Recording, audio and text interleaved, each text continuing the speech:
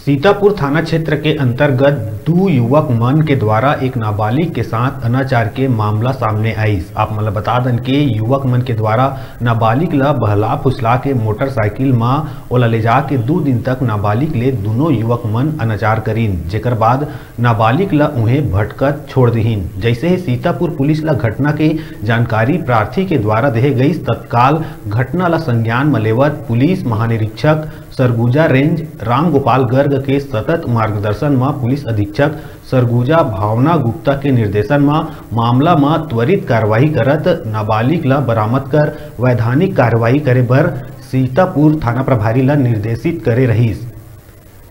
जिमा पीड़ित नाबालिग ला आरोपी मन के कब्जा ले बरामद कर पूछताछ करे गई। जी हाँ, पीड़िता हा रोहित मिंज और बिमलेश खेस हा जामडी सीतापुर निवासी हा नाबालिग ला बहला फुसला के ले गए। जी हाँ, दोनों आरोपी मन के द्वारा लगातार अनाचार के बात बताई। मामला के आरोपी रोहित मिंज और बिमलेश खेस ले जब घटना के संबंध में पूछताछ करे गई, तब आरोपी मन के द्वारा नाबालिग ला बहला फुसला के ले जाना और दोनों जन के द्वारा पीड़िता ले अनाचार करना स्वीकार करी। दोनों आरोपी मन के ऊपर तत्काल पॉक्सो एक्ट के धारा जोड़ के गिरफ्तार कर न्यायिक अभिरक्षा में जेल भेजे गई।